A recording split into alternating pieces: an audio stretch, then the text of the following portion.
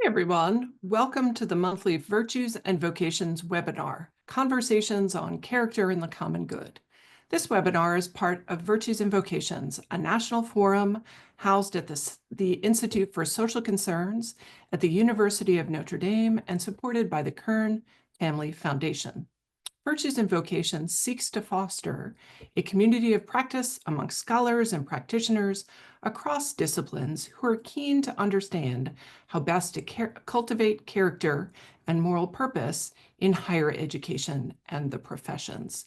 This webinar series is one way we facilitate these conversations and community of practice. I am Suzanne Shanahan, and I direct the Institute for Social Concerns, and I am host of this series.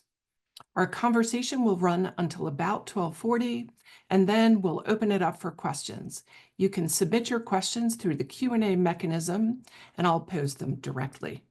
Today, we are delighted to welcome Dr. Nathan Hatch for a conversation on character and transformational leadership. Nathan Hatch spent his entire career in higher education, first as a professor and scholar, next as dean and provost at the University of Notre Dame, and finally as president at Wake Forest University, providing a steadfast vision for the future. During his 16 years at Wake Forest, he weaved together strong tradition, high innovation, attracted new talent, defined the vision of a collegiate university, broadened the university's appeal, and built strong leadership teams. He expanded academic offerings, enhanced diversity and inclusion, deepened the university's resource base, renewed athletic facilities, pioneered in equipping students to navigate the path from college to career, and worked to knit character into the very fabric of the learning community. We always like to give a shout out to those who have strong Notre Dame connections, so it is worth noting that in addition to being a former provost and dean, all three of Nathan's children graduated from Notre Dame, and Nathan is currently serving on the Notre Dame Board of Trustees. Today, we will talk with him about his most recent book, The Gift of Transformational Leaders, and his lifetime of work making issues of character central in higher education. Welcome, Nathan. Thank you, Suzanne. Wonderful to be with you and with this community. Fabulous. So, as I mentioned when we met briefly before the webinar, we always like to start with a bit of backstory. So, would love to know how you ended up as Wake Forest president. Was this something you dreamed of when you were growing up as a small child? Are you thinking, yes, I want to be a university president? What was the pathway that brought you to Wake Forest? No, actually, I dreamed of being a teacher of history. I had wonderful history teachers, 7th and 8th grade. I was passionate about history and politics. Went to Wheaton College. I studied history. And so my goal was to be a professor. And that's what I did. I went to graduate school and was fortunate enough to get a job teaching early American history at Notre Dame. And that was my goal. I did not have great administrative ambition. And I was in the trenches writing and teaching for a set number of years, earning tenure. I did seem to have a knack for organizing things, whether that was conferences or grants or putting people together. Or very early on, I put together a series on the history of the professions. And actually that eventually came out as a book. And then one August day, a new dean of arts and sciences at Notre Dame, a philosopher named Mike Lux, called me out of the blue and said, "Nathan, can we talk? And I want to talk tonight." I went over to his house and he said, "Would you come work as an associate dean? And I need the answer in 2 days." This was 10 days before school started.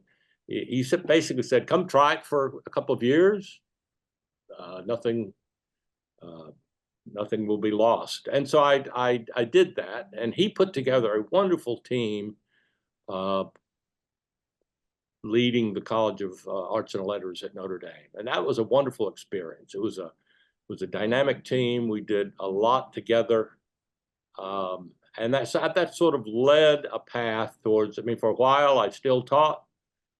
I hadn't finished my second book, and I was doing administration. So that started me on a path of administration. And I love teaching. I love doing research and writing.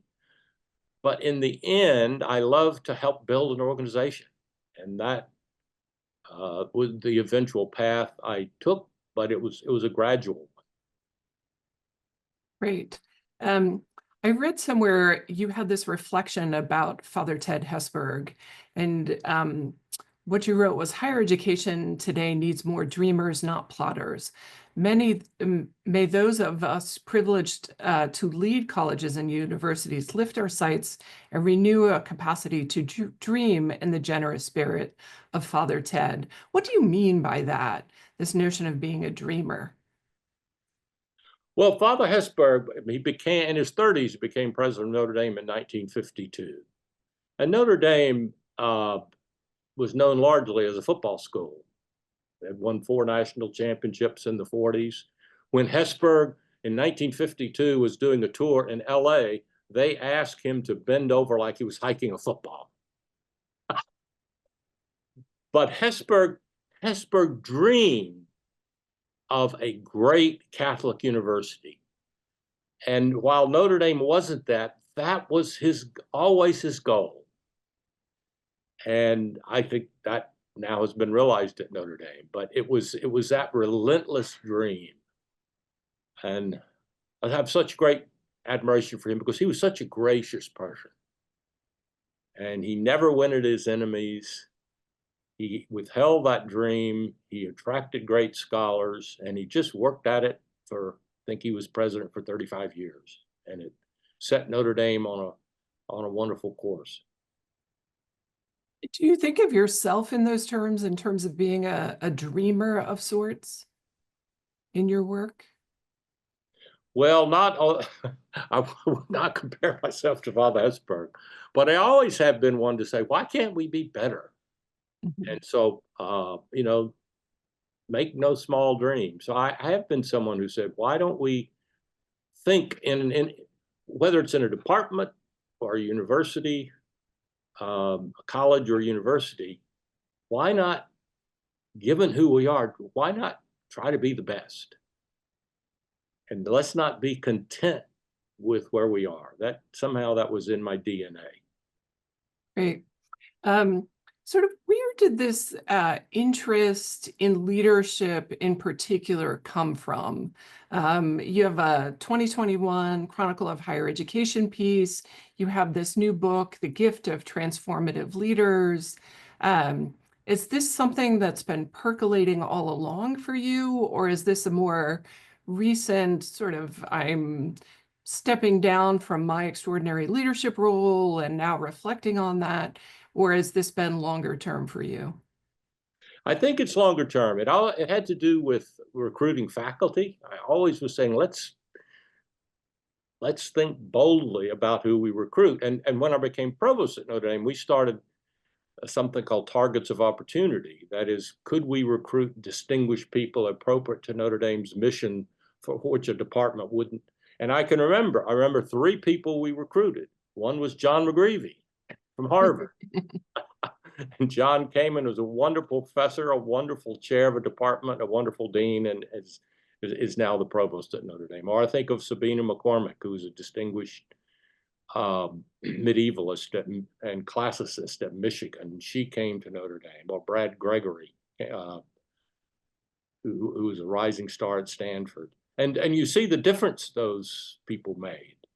And then as provost, there were 2 early appointments that were made that you could see almost immediate transformation. One was Carolyn Wu, and we recruited from Purdue to be Dean of Business.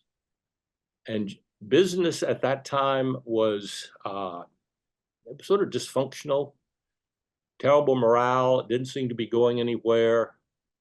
And Carolyn was a dynamic leader. I mean, within 5 years, Notre Dame's undergraduate program in business was ranked #1 in the country. She just started a number of programs. Carolyn could be challenging. Carolyn is a dear friend, but she was a strong leader, and she let the provost know where the business college wasn't being appropriately supported. I also saw a similar thing in engineering, which seemed to be a dispirited place, and we recruited a dean named Frank Copera, and just the difference that could make by having the right leader. It reinforced my disposition to focus on leadership. Great. I wonder, you talk about someone like Carolyn Wu, who you really recruited into a leadership role. Do you think of yourself as someone who saw, say, in a young John McGreevy, the potential for being provost? Is that something you saw? Could you see that right off? Yeah. Or is that something more that evolved? Yeah. We recruited John for his academic potential. I mean, he was on the cusp of getting tenure at Harvard. I mean, he was a rising star. So that wasn't, in that recruitment, it was just as teacher and scholar. Mm-hmm. But it clearly became evident that he had leadership potential. Great. One of the things that I'm really struck by is your notion of hiring people better than you are. And I first saw this in the 2021 Chronicle of Higher Education piece, where you say, we need exceptional leaders, ones who break the mold, to face the storms that are buffeting higher education today. Finding tomorrow's leaders will require today's presidents and provosts to hire people more gifted than themselves. Can you talk a little bit about this perspective, how you developed it, and the extent to which you think this is a common perspective in higher education? Yeah. Actually, I've often commented one of the most surprising things to me about leadership in higher education is how few people really operate with that philosophy. And I think there are a variety of reasons. To hire people better than yourselves can be threatening. I like the image of a solar system. You bring in a new big planet and it changes completely the gravitational forces. I think some leaders are so self-confident, they feel they don't need much other strength. They can just radiate their strength through others. I think some people have never seen what a transformative leader can do. And then I think too often we trust the search process. And I think search consultants are a bit guilty here, saying, okay, we'll do a search. We'll bring you 3 candidates. This is the best you can do. Now hire. And I find it takes much more effort. I wish search consultants sometimes would be paid a bonus if they say, nope, we haven't found the person yet. That academic leadership is a rare thing because it's not a top-down thing. You have to build trust. You have to build coalitions. And finding those people, I think, takes a lot of effort. And then recruiting those people with Carolyn Wu, when I first tried to recruit her, she said no. She was delighted. She was working for the provost at Purdue. And I think it took 3 or 4 months before she sort of would entertain an offer. So I think it takes a certain degree of persistence. And do you think this is this notion of hiring folks better than yourself? Do you think this is something that's a particular suggestion for higher education, or do you think of it as more generalizable to other industries, other No, sorts I think it's generalizable. I mean, if you read about the early Microsoft or the early Google or something, I mean, these are people who they go and they just hire great people. Mm-hmm. So I think it operates in other sectors. Are there particular challenges that you see to this strategy? Right, if you're hiring great folks, they're certainly perhaps have strong vision, strong thoughts about implementation as well. And if you have a team of extraordinary individuals, how do you think about cohering them as a broader team? I mean, I think that's one of the criteria in hiring someone is, can they fit into a team, or are they just doing their own thing? And Laszlo Bock, I think is his name, who was the chief people officer at Google, said one time, you need people with a strong ego and a weak ego. Strong ego that they know what they want to do, but a weak ego in the sense if someone has a better idea, they defer to that and they just don't insist on their own idea. Interesting. I like And that. so I think it's a tension. And at Wake, if the book had been longer, I would have written more about building a team, because we worked very hard on that. We had a consistent consultant for a dozen years. And when we would, the senior team would have a retreat, we would spend half the time saying who we were, how we worked together as a team, how we built trust before we got to the work of the university. And how do you, if you think about that dynamic in the context of higher education, where people's leadership roles, they roll over, they move on to other leadership opportunities. Is there a challenge of consistently rebuilding and reconfiguring a team of extraordinary individuals?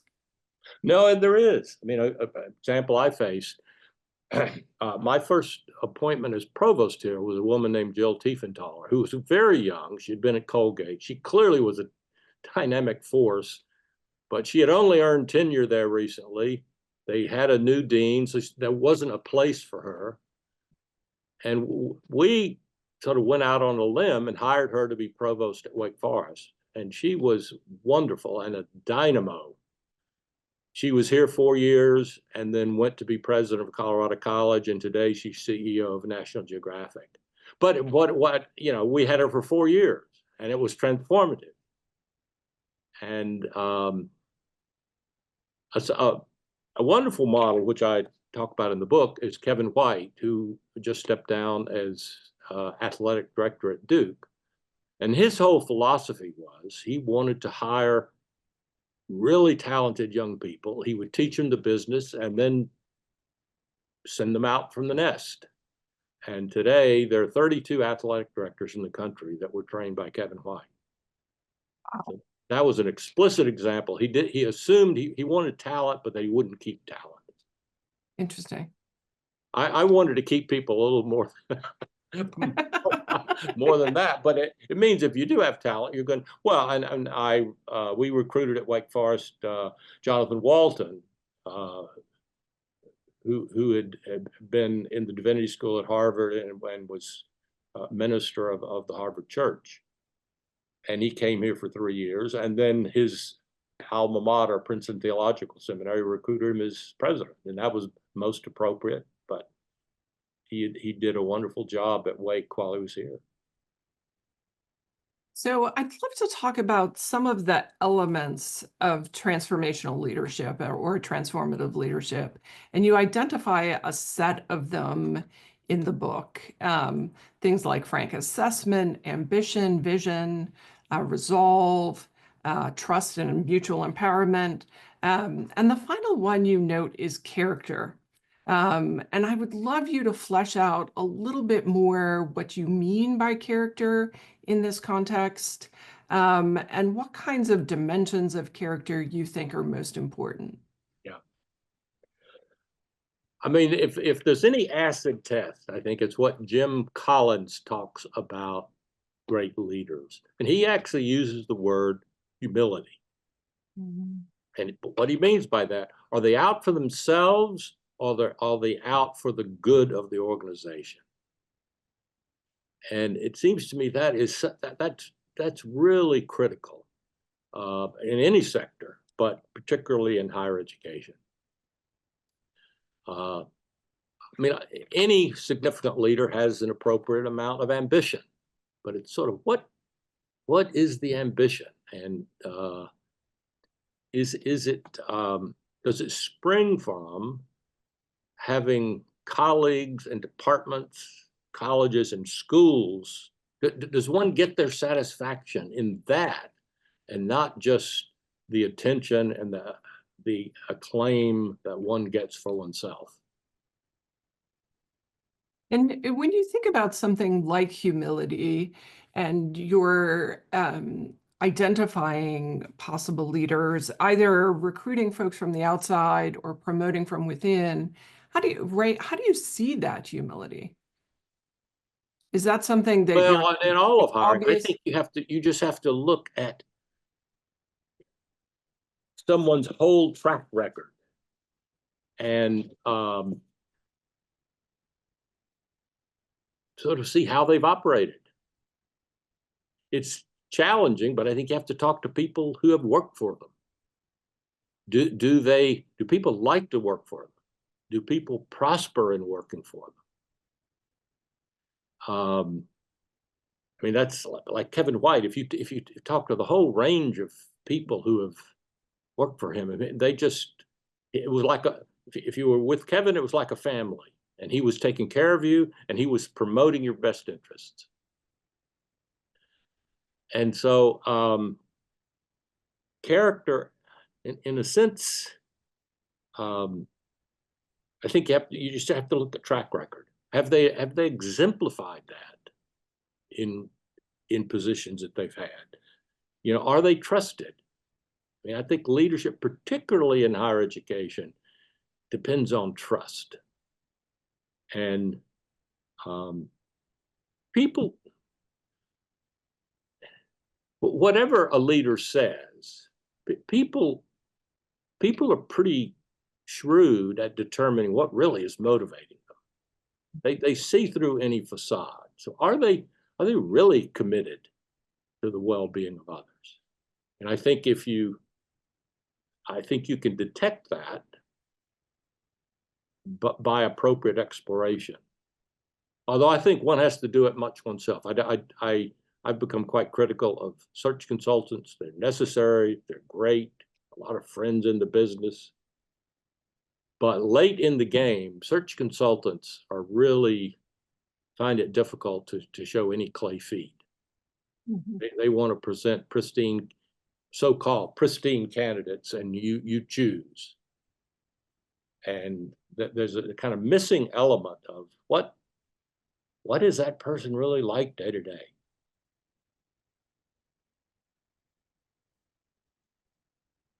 You know, that critique, I think, is an interesting one, given the prevalence of and importance of the role of search consultants. Do you think that perspective is shared by others, or do you think lots of folks are really looking for the pristine candidate and worry much less about what that person is like day to day? I mean, I think some of both, but I think often you get burned if you don't know that. So if you're not exploring that, then what you're getting, you hope for the best, but yeah, you can run into trouble. There are many misfires by not doing that, and I would admit it's challenging to.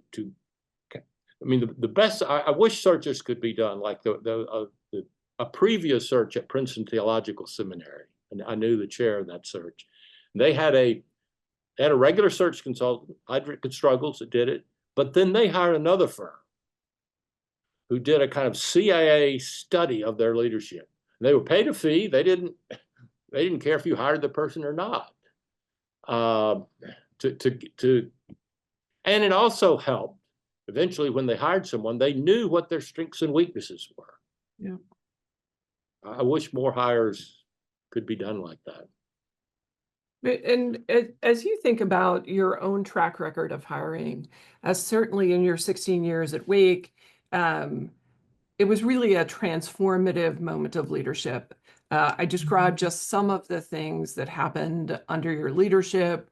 When you think about hiring, do do you think about leaders in relationship to one another? So are you thinking about that leadership team, or are you thinking about leadership of this school, what's best for this school, and then you work on the on the team dimension? Yeah. Or are you thinking as a team, we have strength here, we have opportunity there, maybe weakness here, and how do we round it out? Do you ever think about that? Some of it depends on the position. I mean, if you're hiring a dean of a college, you want that person to be out for the good of that college. And Right. sometimes that's in tension with the other college. You still have to manage that. Yeah. But if you're hiring a chief financial officer or a provost or a chief legal counsel, you need someone who is always thinking about the whole. Now, you do want dean, they need to be interested in the whole, but since their chief job is to build that sector, or if you're an athletic director, your chief job is to make athletics work, not present too many problems to the president, which is impossible in the current situation. But so it does vary. But I certainly in hiring people and then in trying to develop a team, trying to get people always to look at the big picture and the good of the whole organization. Mhm. And to treat, if there are tension, there are always going to be tensions, but to treat people with respect and not. One of the great lessons is if people at the highest level got along, it meant that people under them got along.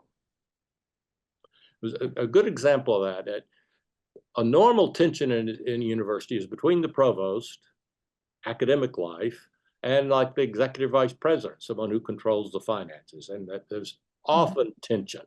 It's almost necessary. But when those positions work together and their staff, then their staffs can work together, and it's a great. You just get a lot more done. And I was very privileged in my later years at Wake Forest. Provost Rogan Kirsch and Executive Vice President Hoff Milam, they got along well, and they built their teams built the budget, and they never had to come to me with an argument. But it just they were both of the temperament that didn't, they weren't hiding funds, they weren't just they weren't saying bad things about the other sector. That they really worked jointly. That's a tremendous blessing. One of the lines that you have is that great organizations flourish at the hands of transformative leaders. Can transformative leaders uh, make organizations great? Is that right? Do you see it in the creation process as well? And is there any difference in the kind of leadership to bring something from not great to great Well, versus? I don't think departments or schools are self-generating. In fact, in higher education, they're almost the opposite. You have different fields, different interests, and it always takes a leader. And I can give a couple examples at Notre Dame. I mean, Notre Dame, like in the 50s, did traditional Thomistic philosophy. And then I think there was a philosopher named Ernest McMullen who came to chair that department. He transferred it to do more modern analytic philosophy, hired a bunch of young, talented people. And it was just, that philosophy department became something special. And there was a set of good leaders that followed him, but leadership was key. There's another great example from Notre Dame, and that's the leadership of John Cavadini. John is not a person who, when you first meet him, sort of takes the air out of the room.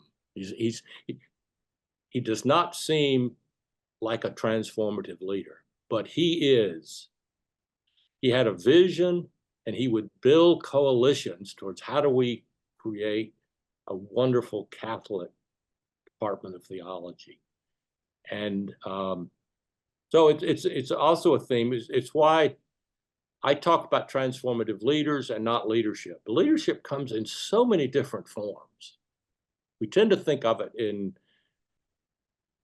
a certain way, a sort of dynamic person who speaks well, who sort of has it all together.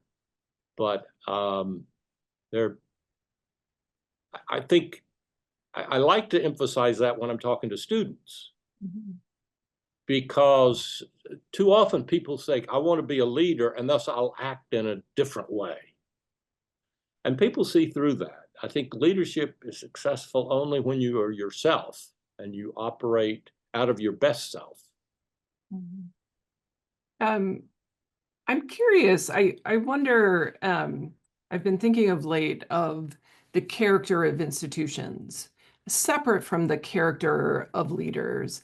And I wonder if leaders are where the institutional culture lives, or whether it lives on beyond them, it gets embedded in the ethos of a place. So if you think about your own 16 years at Wake Forest in a transformative moment, that your leadership, doesn't that somehow get absorbed into the ether there? It's part of the fiber of everyday life and extends beyond you?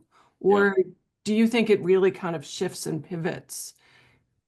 No, I think it's both. I do think institutions are deep organic cultures, and they are something. And I think the best leader draws upon that, doesn't try to make radical changes, but I mean, Wake Forest was a place that, in a sense, it was a university that taught like a college. A tremendous tradition of faculty being deeply interested, concerned, committed to students. And so in our strategic plan, we didn't want to change that. We just said we want to make that better. We weren't going to be the next Duke or Emory. And why try to do that? And so, but how do you enliven to espouse such a traditional goal doesn't mean you just do things the same. And so I would talk about being both radically traditional and radically innovative. So, I mean, two of the programs we started, the goal of which were traditional values. One was we recruited Andy Chan to come start a whole program in personal and career development. And he really rethought what career services would be. He was a vice president of the university. So in a sense, that was it was a pretty ambitious new program in order to support traditional goals. And similar in the program for leadership and character that Michael Lamb leads. Similar, I think the issue of character was at the heart of what Wake Forest had always been as a religious institution, which it is not formally a religious institution anymore, but that sense of molding not just the intellect, but the mind and the heart, what's life about, what students should give themselves to. And so when you think of something, right, these are conversations about character, and it's certainly Wake Forest is such an extraordinary leader in that space. Was this right?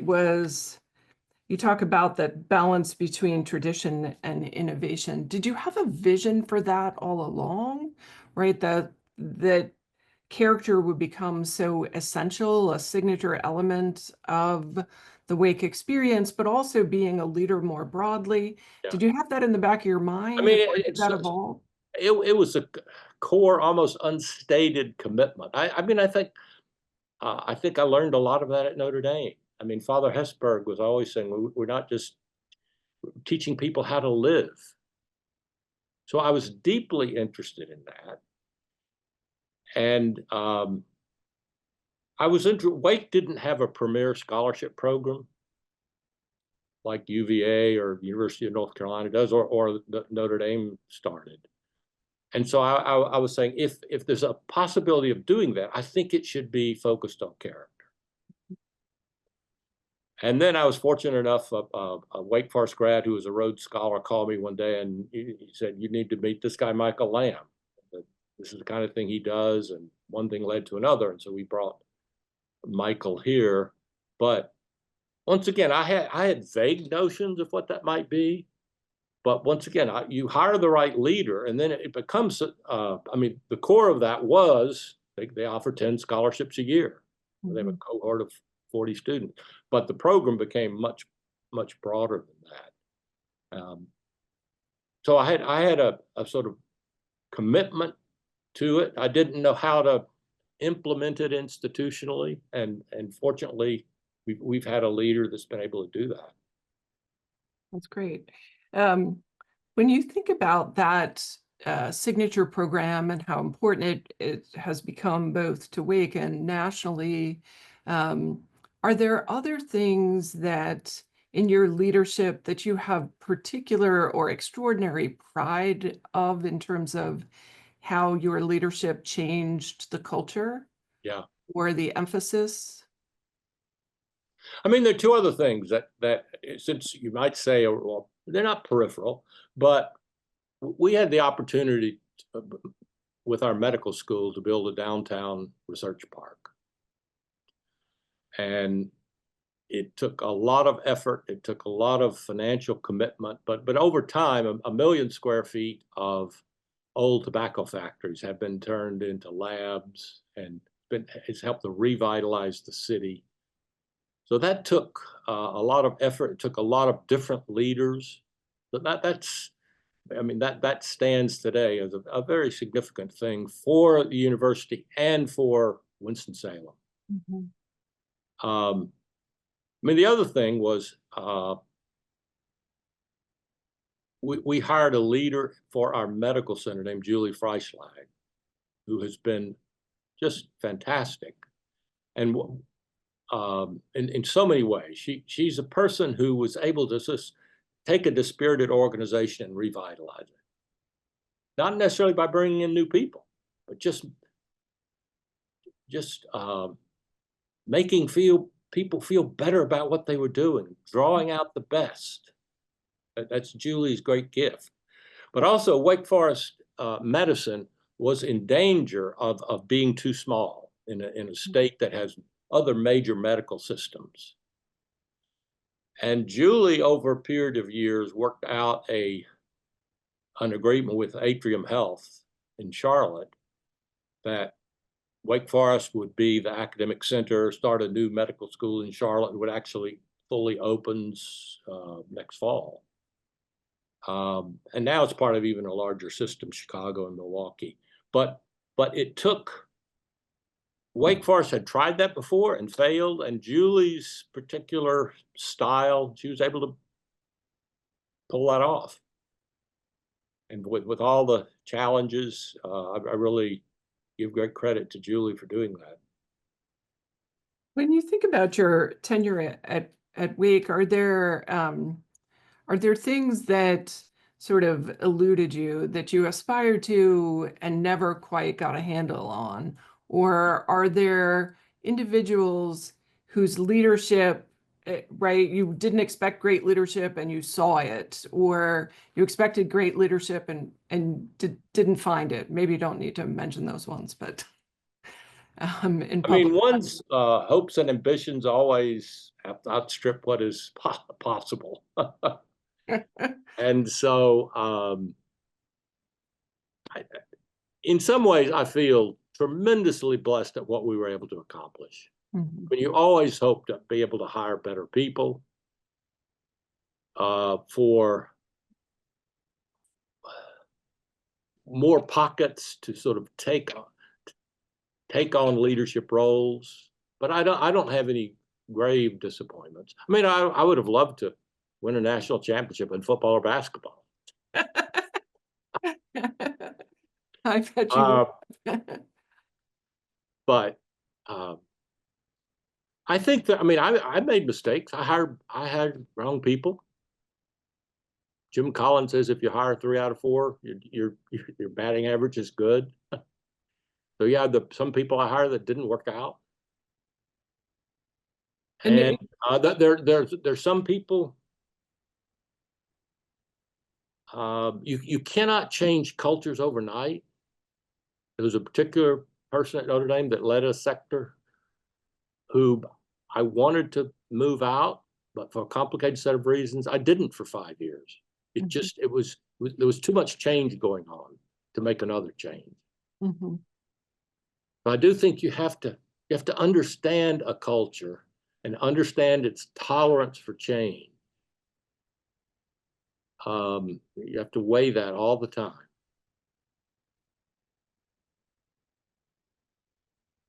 And do you think that people often talk about universities as change-averse places, that it's very hard to create change? Oftentimes, fear of failure is a problem, fear of sunsetting things that have long outlived their purpose.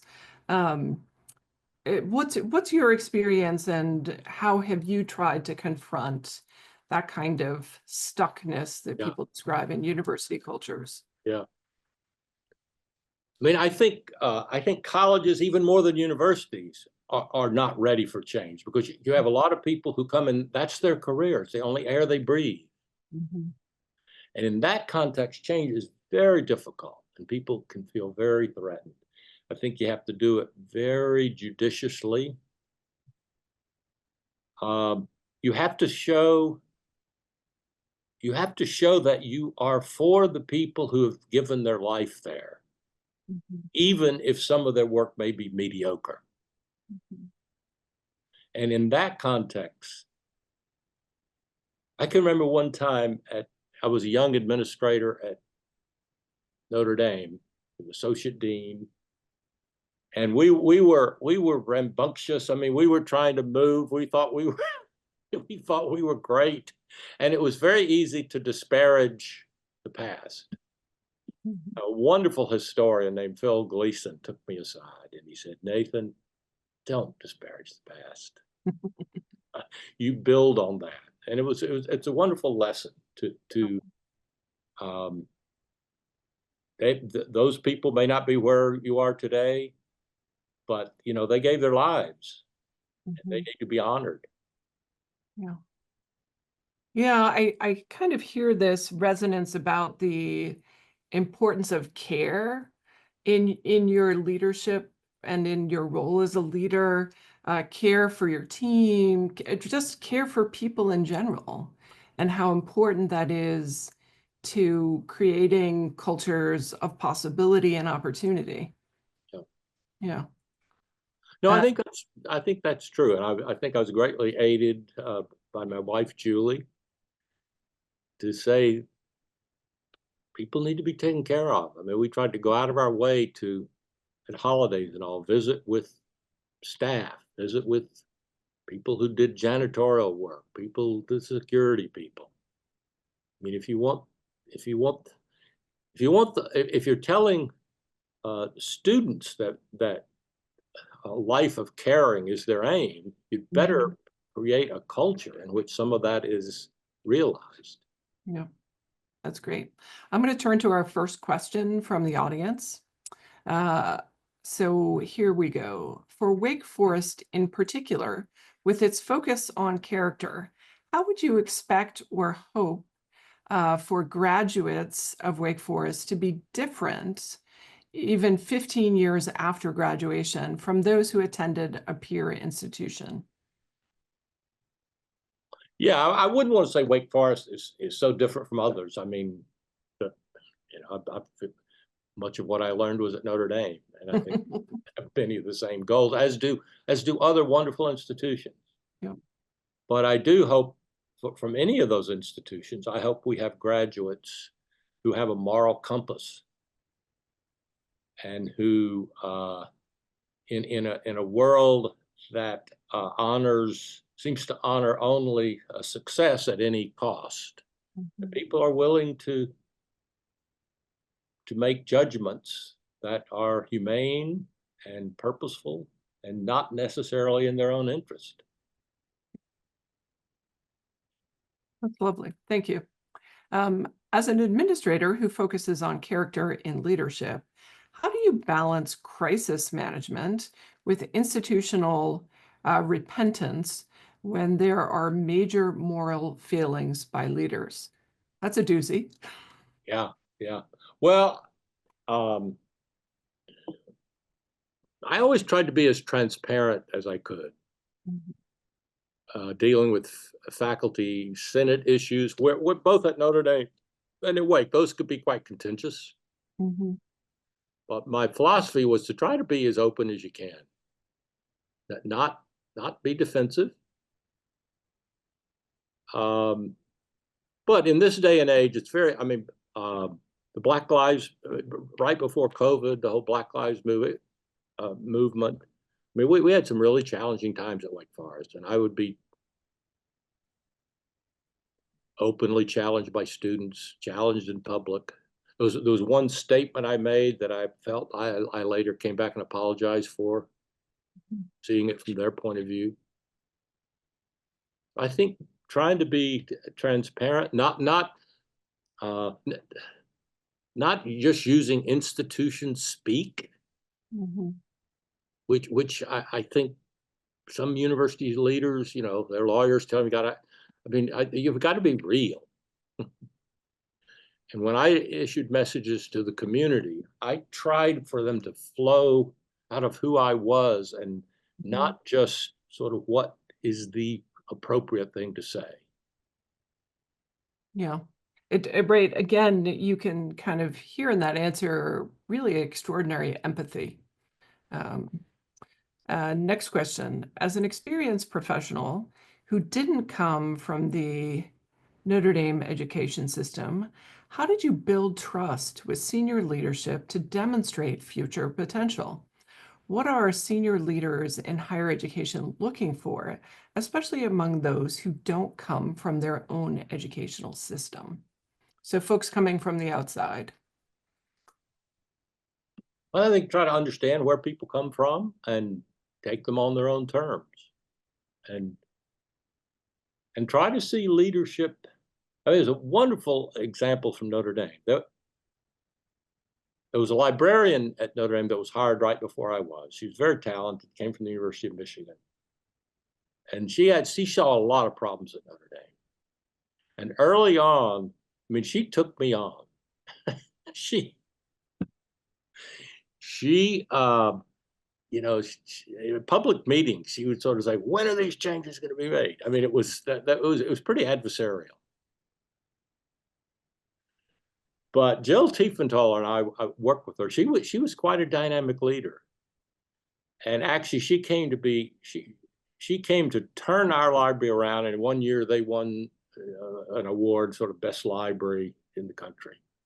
But it took some patience and some guidance, and some, like, her big thing was that library professionals needed to be faculty, and we worked that out. So Mhm. there were some things we were doing wrong, admitting that and making those changes. Great, thank you. Next one, President Hatch. I really appreciated your point on the importance of humility in a transformative leader. What about the importance of gratitude? Well, I think those go together, because good things happen are not just the product of your own efforts for which you should be thanked. In an organization, there are a huge number of people, many of whom are unseen, who are doing wonderful things. So I think humility should go with an attitude of gratitude to Great, people across the organization. super. Uh, the root of the word radical is rooted. You spoke of balancing tradition and innovation. I wonder if you could say more about the roots of higher education. Are there better ways to draw on these roots as we envision the future of higher education? Yeah. Well, I think um, if you go back more than 50 years, it was assumed that a collegiate education involved character. Mhm. I mean, go back to Emerson. Character is above intellect. And that's what we're about. I think a lot of that has been leached out of higher education. But to focus on that is in some ways not something new. It's a return to roots. Yep. And I think it's encouraging. It's encouraging to see at so many institutions a deeper hunger for that. Yep. Absolutely. You mentioned hiring people who have both a big ego, strong ideas, and perhaps ideals, and a little ego, humility. And mentioned sussing that out requires getting to know a person. It seems like search committee and consultants are structurally organized to assess people, but not to know them. Do you have tips or suggestions for transforming the structures for hiring and higher education? Yeah. I have several things. One is I don't think you should go through a thing and you come up with some candidates, and if you don't choose those candidates, call it a fail search. Mm-hmm. I think one needs to be more patient to get the right person. The other thing sometimes at Notre Dame, fortunately, the way the academic articles were set up, if you were looking for a dean, the provost chaired that committee. At Duke, I know the policy, if they were looking for a dean, there would be an internal committee that would come up with candidates that would give to the reporting officer of the provost. I find that curious because often you have people, you have a committee who really don't know what that job is. Right. So one thing is to, in a sense, to make sure in generating a pool that you have people who know what the job is. The other thing is I do think I think search consultants have a hard time, but finding ways so that you are able to talk to 2 or 3 people, honestly, who have worked for the person or worked around them, who maybe they left the institution and can talk openly. I mean, it's hard to get that information from people who are still at an institution. But I think one has to use every creative means to know that person and not just their resume and not just what happens in an interview where people have on their are giving all the right answers. When you think about your own interviewing of someone, is it important for you to feel a connection or to like the person and feel like, oh, we'll get on well, even if we think differently about things? Is your own view, in other words, important? I mean, my view is important, but I wouldn't, I guess I've learned to work with a lot of different kind of people. And one of the helpful things in trying to build teamwork among a senior group, we had people of the group who were extreme introverts and who would not want to speak until in their mind it was all wrapped up. And we had other people who processed by talking. It's good to understand that. Yeah. And so certainly there's certain people that you enjoy working with more, but the acid test is what were they doing as leaders in their responsibility? Yeah. Great.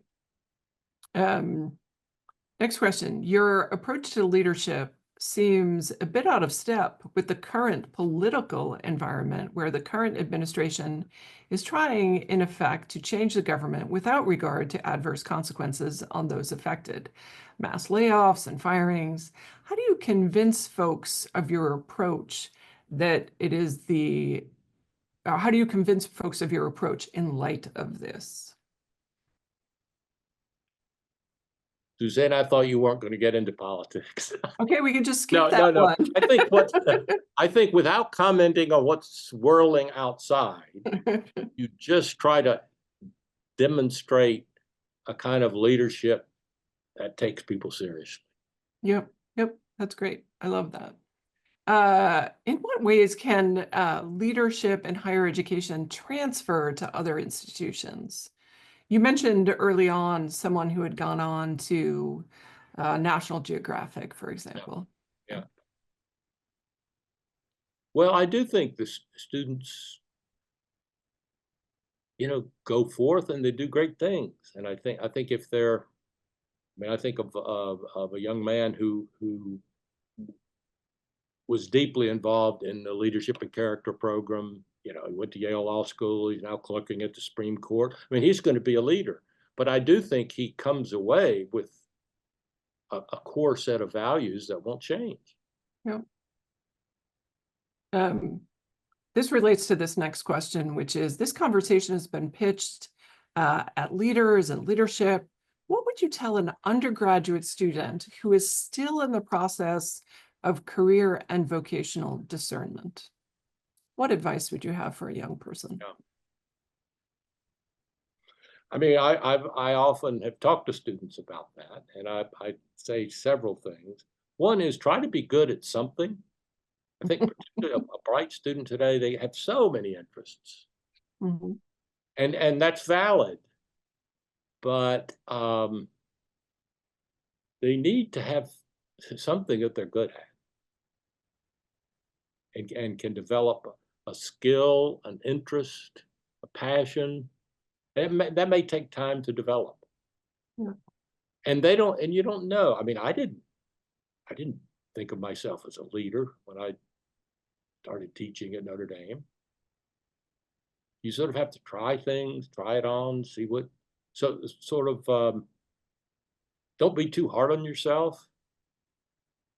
And the other thing I say is, whatever job you get, and probably your early jobs aren't going to be ideal, do well at it.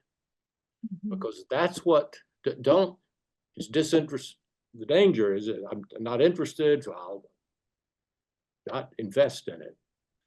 Future jobs will come from people who do well at whatever their assignment is. And often, if you're in an assignment that you go the second mile to help the organization. Mm-hmm.